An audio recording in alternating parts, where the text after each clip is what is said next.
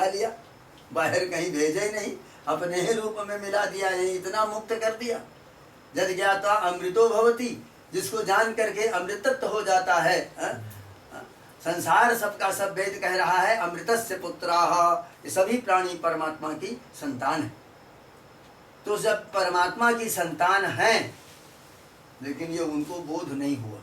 अनंत काल से वे जीव सबके सब भटकते हुए सूकर कुकर कीट पतंग मृग परा मशक आदि अनेकानेक योनियों में भटकते हुए चले आ रहे हैं, लेकिन उनको आज तक अपने गंतव्य का पता नहीं, कहाँ हमें जाना है, कहाँ आना है। तो इस प्रकार से उद्धव जी कह रहे हैं कि यदि मैं यहाँ की लता औषधि बन जाऊं और इन पेड़ों में लिपटा रहता हूँ तो मेरे ऊपर क्या होता। रासोत्सव में नृत्य करते समय, जिस समय ये गोपांगनाएं मंडल बना करके नृत्य कर रही थीं, इनके पैरों से जो धूल निकली थी वो मेरे ऊपर पड़ती तो मैं भी कृतकृत्य होता, ये कामना किया। तो जिन्होंने इस गोकुल में किसी वन वीथिका के पास तृण गुलमाद रूप से जन्म लिया है, क्योंकि उन्हें उन कृष्ण प्राणा गोप बधूटियों के पद पद्म पराग से अभिषिक्त होने का सुअवसर प्राप्त है। इससे यही कहना है कि भगवान अनेकों को स्वात्म समर्पण करके भी पूर्ण रूप से ही अवशिष्ट रहते हैं। सबको समर्पण कर देते हैं लेकिन वो पूर्ण रूप से वैसे ही है, कभी हुए नहीं। इसलिए अर्जुन से कहते हैं गीता में कि न जायते म्रियते वा कदाचित नायं भूत्वा भविता वान भूयः। न मैं कभी जन्म हमने लिया है, न तुम कभी जन्म लिए हो, न यह संसार कभी पैदा हुआ है, ये दिखाई पड़ रहा है, यही माया है। न जायते म्रियते वा कदाचित नायं भूत्वा भविता वान भूयः, न हुआ है न होगा। अजो नित्यः शाश्वतोऽयं पुराणो न हन्यते हन्यमाने शरीरे। ये अज है, न जायते इति अजः, जिसका जन्म ही न हो उसका नाम है अज। अव्यय है, जिसका व्यय न हो, कभी स्वरूप क्षीण न हो, उसका नाम अव्ययात्मा। तो भगवान अनेकों को स्वात्म समर्पण करके भी पूर्ण रूप से ही अवशिष्ट रहते हैं। भगवान की यह योग माया शक्ति ही है जिससे वे सदा सब कुछ करते हुए भी अक्षुण्ण बने रहते हैं। उन्होंने रमण की इच्छा कैसे की, इस पर फिर बतला रहे। पिता कांत्यान्यर्चन व्रत संतुष्टेन भगवता भरत्वेन प्रदत्ता शरदोत्फुल्ल मल्लिका रात्रि ही वीक्षो। ये और आगे हो, अर्थात कात्यायनी देवी का पूजन करने वाली गोपांगनाएं वहां पर कात्यायनी पूजन और व्रत से संतुष्ट हो गए जब भगवान, तो जिन्हें वर रूप से दिया था उन शरदोत्फुल्ल मल्लिका रात्रियों को देखकर भगवान ने रमण की इच्छा की। उन रात्रियों को ग्रहण करके उनमें आधिदैविकी रात्रियों का निवेश करके भगवान ने रमण की इच्छा की। आदि भौतिक थी वो, तो आज भौतिक से उन रात्रियों में आधिदैविक रात्रि को मिला दिया, उपासनात्मक। वो भौतिक यह रात्रि नहीं थी जिस रात्रि में हम सब लोग बैठे और संसार का खेल कर रहे हैं, रमण कर रहे हैं। ऐसा करके उन्होंने उन रात्रियों को पूर्ण बना दिया, क्योंकि आधिदैविकी रात्रियां भगवत रूपा होती, वो भगवत स्वरूप होती। इस प्रकार उन सबको पूर्णिमा रूप बना करके वो सब रात्रियां पूर्णिमा हो गई और ऋतु को भी शरद ऋतु में ही परिणत कर दिया। 6 ऋतुएं थी, 6 ऋतुओं को पकड़ करके और उनको शरद ही बना दिया। समस्त रात्रियों में ऋतु परिवर्तन का क्रम न रख करके एक ही ऋतु रखा और उसमें मल्लिकादि समस्त पुष्प विकसित कर दिए। इस प्रकार उन रात्रियों को समस्त उद्दीपन सामग्रियों से संपन्न करके मुरली ध्वनि के द्वारा गोपांगनाओं का आह्वान करके उनके साथ रमण करने की इच्छा की। यदि विचार किया जाए तो स्वरूपतः अशेष विशेष शून्य पूर्ण पर ब्रह्म एवं अचिंत्यानंत निखिल गुणगणास्पद श्री भगवान ने यह एक ही स्वरूप गुण है। क्योंकि सजातीय विजातीय स्वगत भेद शून्य एक स्वप्रकाश तत्व ही भगवत शब्द का लक्ष्य है, जैसा कि गीता में कहा है। वदन्ते तत्तत्त्वविदस्तत्त्वं यज्ञानमद्वयं ब्रह्मेति परमात्मेति भगवान इति शब्दते। जो अद्वय ज्ञान स्वरूप तत्व है, तत्वज्ञ लोग उसी को तत्व समझते हैं, वो ब्रह्म है, परमात्मा या भगवान ऐसा कहा जाता है। अतः अद्वितीय परब्रह्म ही भगवान है। जो अद्वितीय परब्रह्म है वही भगवान है।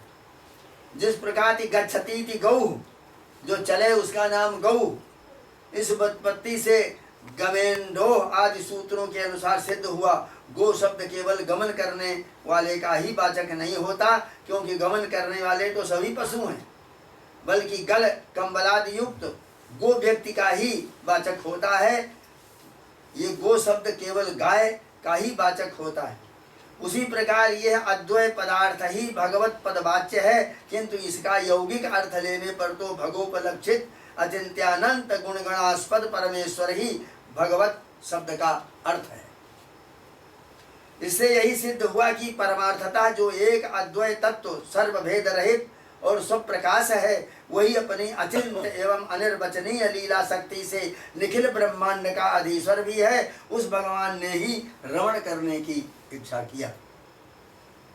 यहाँ दोनों प्रकार से विरोध प्रतीत होता है। यदि उसके निर्विशेष रूप पर विचार करते हैं तो असंगो नहीं सज्जते।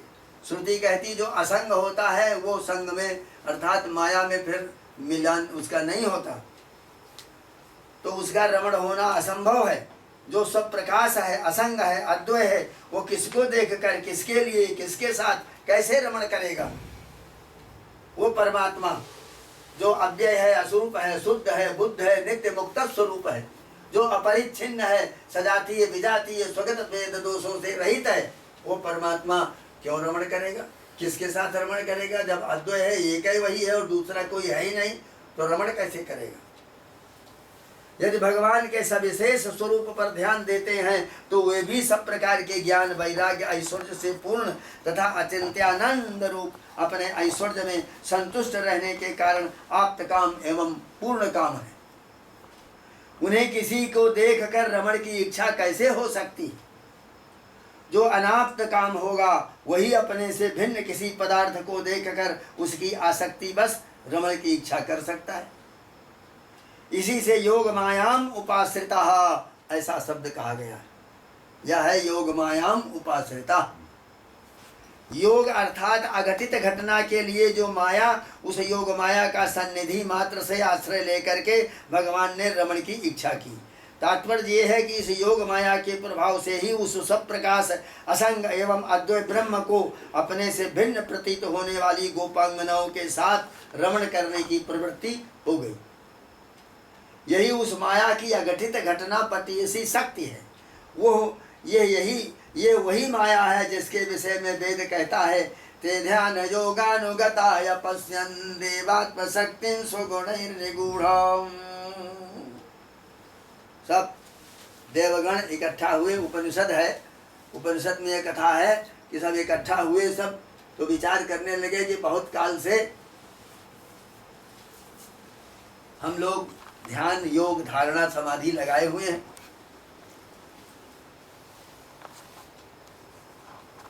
ध्यान के द्वारा हमें सोचना चाहिए कौन वस्तु है जो दिखाई देती। ते ध्यान योगानुगताय पश्यन् देवात्म शक्तिं स्वगुणैर्निगूढाम्। ध्यान के द्वारा देखा कि आत्मशक्ति अपने गुणों से अपने ही आप में भीतर बैठी हुई है, बाहर नहीं है। वो बड़ी निगूढ़ है, गुप्त है, उसे आंखों से देखा नहीं जा सकता, कानों से सुना नहीं जा सकता। अपने गुणों से आच्छादित है। जिस भगवत शक्ति का ऋषियों ने ध्यान योग से साक्षात्कार किया था, महर्षियों द्वारा साक्षात्कृत तथा कोटि कोटि ब्रह्मांडों की कारणभूता उस अचिंत्यानंत माया शक्ति से ही भगवान का अपने से भिन्न किसी को देखना, अपने से भिन्न की इच्छा करना और अपने से भिन्न के साथ रमण करना संभव है। तात्पर्य ये है कि यद्यपि भगवान स्वयं प्रकाश हैं, कूटस्थ हैं, अद्वय होने के कारण अपने से भिन्न किसी और को नहीं देख सकते, तथापि अपनी इस लीला शक्ति से उन्होंने अपने से भिन्न रूप से प्रादुर्भूत जो अपनी ही स्वरूप भूता ब्रजांगनाएं हैं, हमारा स्वरूप ही वो ब्रजांगनाएं हैं, उन्हें देखकर रमण करने की इच्छा की। ये जितना भी अघटन घटन है उसके संपादन में भगवान की माया समर्थ है। इसी से इन समस्त विरोधों का निराकरण हो जाता है। इसी प्रकार सगुण पक्ष में भी समझना चाहिए। यहाँ भी भगवान आप्त काम, पूर्ण काम, सर्वज्ञ, सर्वशक्तिमान है। संपूर्ण वैराग्य ऐश्वर्य संपन्न होने पर भी इस योग माया अर्थात योग संप्रयोग के लिए जो माया कृपा उसका आश्रय लेकर ही वर रूप से दी हुई उन रात्रियों को देखकर भक्तों के ऊपर अनुग्रह परवश होकर के गोपांगनाओं के साथ रमण करने की इच्छा को स्वीकार करते। अतः यहाँ भी उनकी रमण की इच्छा में योग माया ही प्रधान कारण है। इस प्रकार जिस समय भगवान ने उन सरदोत फुल्ल मल्लिका रात्रियों को और गोपांगनाओं को देखकर रमण की इच्छा की, तो उस समय हुआ क्या? तदो राजा ककुभः करैर्मुखं प्राच्या विलुम्पन् नरुणेन संतमैः। आकाश मंडल में पूरब दिशा से उड़पा नाम नक्षत्राणाम राजा उड़ुराजा चंद्रा, नक्षत्रों का राजा चंद्रमा उदित हुआ। तो उदय होने पर चंद्रमा पूर्णिमा का जब उदय होता है तो चारों ओर लालिमा छाई रहती। तो अरुणेन संतमयी, अरुण रंगेन, अरुण रंग से रंजित आकाश को देखा। तदो राजा ककुभः करैर्मुखं प्राच्या विलिम्पन्नरुणेन संतमैः सचर्षणीनां मुद्गाच्छुचो मृजन् प्रिया प्रियाया इव दीर्घदर्शनः।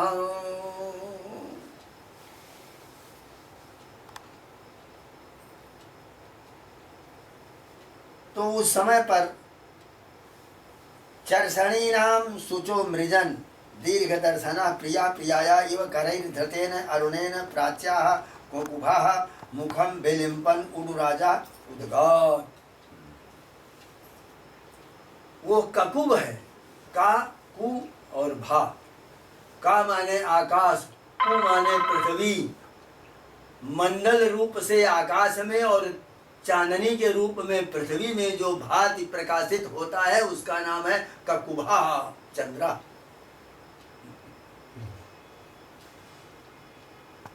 उसी समय लोगों के शोक का मार्जन करता हुआ जिस प्रकार दीर्घ काल में मिलने वाला प्रियतम अपनी प्रियतमा के शोक की निवृत्ति करता है, उसी प्रकार अपने शीतल करों, किरणों या हाथों में धारण की हुई उदयकालीन लालिमा से पूर्व दिशा में मुख का लेपन करता हुआ चंद्रमा उदित हुआ। जिस क्षण में भगवान को रमण की इच्छा हुई उसी समय चंद्रमा उदित हुआ, क्योंकि सेवक की यह रीति है जिस समय स्वामी की इच्छा हो उसी समय सेवा में उपस्थित हो जाए। वे उड़ुराज क्यों उदित हुए? क्योंकि उद्दीपन विभाव है। भगवान की जो रमण इच्छा है उसे और भी उद्दीप्त करने के लिए उनका प्राकट्य हुआ। उड़ुराज शब्द का अर्थ है उड़ू नाम तारका नाम राजा, तारों का राजा। इससे उस समय चंद्रदेव का सपरिवार उदित होना ध्वनित होता है। उनके अभ्युदय से ही चर्षणी जो समस्त प्राणी उनके शरतकालीन सूर्य से प्राप्त हुए ताप और मन की ग्लानि शांत हो गई। गोसाई जी महाराज बहुत सुंदर कहते हैं, सरदा तपनिसी शशियप हरई और संत दरस जिमि पातक टरई। शरत का आतप जो होता है रात्रि में उसको चंद्रमा हरण कर लेता है। जैसे संत का दर्शन होने पर सारे पातक नष्ट हो जाते हैं। वे उदित हुए किस प्रकार? प्राच्याः ककुभः मुखम करैर्घृतेन अरुणेन विलिम्पन, अपनी शीतल और सुकोमल किरणों में धारण किए हुए अरुण राग से पूर्व दिशा के मुख को लेपित करते हुए चंद्रमा उदित हुआ। मानो इस प्रकार नायक नायिका की रीति को प्रदर्शित करते हुए चंद्रदेव यहाँ श्रृंगार रस के उद्दीपन बने हुए हैं। यद्यपि चंद्रमा का संबंध सभी दिशाओं से है, तथापि उनमें पूर्वाधिक ही प्रधान है। अतः पूर्व दिशा के साथ संश्लिष्ट होकर अपनी किरणों में धारण किए हुए अरुण से उसका मुख लेपन करता हुआ और स्वयं भी अनुरक्त होता हुआ वो उदित हुआ। अर्थात प्राची दिशा से संश्लिष्ट होने पर चंद्रमा ने उसे भी अनुरक्त किया और स्वयं भी अनुरंजित हुआ। इससे पूर्वाधिक संसर्ग से उसका अनुराग होना सिद्ध है। जैसे नायिका के प्राप्त होते ही नायक अनुरक्त हो जाता है। यहाँ दीर्घ दर्शना ये उड़राजा और प्रिया दोनों ही का विशेषण है। दीर्घ बहवी नाम रात्रि नाम अंते दर्शनम जससा दीर्घ दर्शना, अर्थात जिसका दर्शन बहुत सी रात्रियों के बाद हुआ हो उसे दीर्घ दर्शन कहते हैं। पूर्व दिशा के साथ चंद्रमा का ठीक ठीक संबंध पूर्णिमा को ही होता है, इसलिए चंद्रमा दीर्घ दर्शन है। इधर दृष्टांत पक्ष में प्रिय का भी विशेषण है, जिसका दर्शन बहुत काल के पश्चात हुआ है। ऐसा कोई प्रियतम जिस प्रकार संतमय ही कर ही अपने सुखावह कर व्यापारों से प्रियतमा का शोक निवृत्त करता हुआ है, उसी प्रकार चंद्रमा अपनी किरणों से पूर्व दिशा के मुख को राग रंजित करता हुआ उदित हुआ। इस प्रकार कर व्यापारों से भी श्रृंगार रस का उद्दीपन ही सूचित होता है। इसे प्रकृत प्रसंग में दूसरी तरह भी कहते हैं, तथा उड़राजा चर्षणीनाम शुचो मृदन संतमैहि करैहि करधृतेन अरुणेन च प्राच्या ककुभा मुखम विलिम्पन उदगात्, तथा दीर्घदर्शनः प्रिया श्रीकृष्णः प्रियायाः श्री वृषभानुनन्दिन्याः मुखम संतमैहि करैहि करधृतेन अरुणेन कुंकुमेन च विलिम्पन चर्षणीनां गोपीजनानां शुचा शोकात् श्रोणी मृदन उदगात्। ये व्याख्या। जिस प्रकार चंद्रमा मनुष्यों का शोकापनोदन करता हुआ तथा अपनी शीतल किरणों से उनमें धारण की हुई उदयकालीन लालिमा से पूर्व दिशा का मुख लेपन करता हुआ उदित हुआ, उसी प्रकार बहुत काल पीछे दिखाई देने वाले भगवान श्री कृष्ण अपनी प्रियतमा श्री वृषभानुसुधा के मुखारबिंद को अपने कर कमलों में धारण किए हुए कुमकुम से लेपन करके गोपीजनों के शोकाश्रुओं का मार्जन करते हुए प्रकट हुए। यहाँ चरगति भक्षणयो धातु है। चर्षणी नाम गति और भक्षण परायण है। गति शब्द से कर्म और भक्षण शब्द से कर्म फल, अतः इससे वे मनुष्य विवक्षित हैं।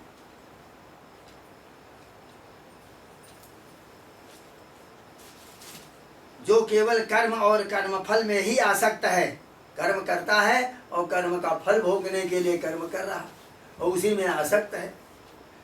इन संसारी लोगों के सर्वविध ताप का निराकरण करता हुआ उड़ुराज चंद्रमा उदित हुआ, क्योंकि वो उदित होकर उद्दीपन विभाव रूप से परमानंद घन श्री कृष्ण चंद्र के चित्त में रमण की इच्छा उत्पन्न करेगा, जो कि श्री कृष्ण प्रेमियों को बहुत काल से अभिलषित हैं, तथा भगवान की प्रेयसी व ब्रजांगनाओं के शोक का मार्जन होने से सारे संसार का शोक मार्जित हो जाएगा। क्योंकि ये नियम है कि जिस क्रिया से भगवत भक्तों का शोक निवृत्त होता है और उससे सारे संसार का ही शोक निवृत्त हो जाता है। जिससे भगवत भक्त संतप्त होते हैं उससे सभी को संताप होता है। जिस समय ध्रुव जी ने भगवत तादात्म्य को प्राप्त होकर श्वास निरोध किया था, ध्रुव महाराज ने 5 वर्ष के बालक घर से निकल पड़े, पिता की गोद में बैठे थे। इनकी सौतेली माँ आई और हाथ पकड़ के बाहर कर दिया गया, इस गोद में तेरे को बैठने का अधिकार नहीं है, बिना तपस्या किए हुए हमारा पुत्र बैठेगा। वो दूसरी थी सुरुचि, दूसरी स्त्री थी, 2 स्त्रियां थी। तो उसी समय दुख से आए और माता से कहा अपनी कि हमको इस तरह से निकाह उतार दिया है और हम गोद से पिता की और हम जा रहे हैं। कहा है कि बिना तप के नहीं होगा। माँ ने कहा बेटा तप तो प्रधान है, तप करने से ही होता है, फल प्राप्त होता है। अच्छा है तेरे अंदर ऐसी इच्छा है तो तू जा सकता है तप करने के लिए। माँ रोने लग गई, गए पिताजी के पास, प्रणाम किया, पिताजी प्रणाम, मैं जा रहा हूँ तप करने के लिए। पिताजी भी शोक मग्न हो गए, लेकिन करें क्या, आसक्त थे उस स्त्री में। सुरुचि और सुनीति दो पत्नियां थी। अब महाराज ध्रुव निकल करके जा रहे हैं, गांव के सब लोग रो रहे हैं, औरतें रो रही हैं, सारा नगर रो रहा है, किसी की ओर नहीं देख रहे हैं, सीधे जा रहे हैं। एक आदेश माँ का हुआ है तब जाते हुए जब बहुत दूर निकल गए तो रास्ते में उनको नारद जी मिल गए। बेटा कहाँ जा रहे हो? घर द्वार राज्य सब पर छोड़ करके। तो बताया, तो कहा अच्छा तुम तप करने जा रहे हो, जाओ मधुबन में, मथुरापुरी में तप करो। मंत्र दे दिया, ओम नमो भगवते वासुदेवाय, जाओ इसी मंत्र का जप करो। इसका जप करते करते करते करते 1 महीना बीत गया, तो उन्होंने अन्न खाना छोड़ दिया। दूसरे महीने में फिर आम का पत्ता जो है वो खाते थे, पीला पीला जो हो गया था वो खा लेते थे, लेकिन उसमें भी वो खड़े रहे, छोड़ दिया, सब कुछ छोड़ दिया, पानी भी छोड़ दिया, खाना भी छोड़ दिया। और अंगुष्ठैकपादेन तस्थौ स्थाणुरिवाचलः, एक अंगूठे दाहिने पैर के अंगूठे के बल सारे शरीर को कर दिया और ऐसे खड़े होकर के भगवान का ध्यान करने लगे। तो ध्यान करते करते करते करते ऐसा हो गया कि उन्होंने प्राणायाम किया, अपनी वायु को, प्राण वायु को उन्होंने रोका, तो सारे संसार के की वायु रुक गई। ये हुआ। जिस समय ध्रुव जी ने भगवत तादात्म्य को प्राप्त होकर श्वास निरोध किया, उस समय सारे संसार का ही श्वास निरुद्ध हो गया। किसी को सांस लेने नहीं बन रहा है, सब लोग फटफटाने लगे। ऐसा क्यों हुआ? क्योंकि भगवान सर्वात्मा है, भगवान सबकी आत्मा है। यदि भगवत भक्त संतप्त होता है तो सारा संसार ही संतप्त हो उठता है। ब्रह्मा जी के पास सब देवता पहुंचे, भगवान सांस नहीं लेते बन रहा है, स्वर्ग में भी क्या हो गया है।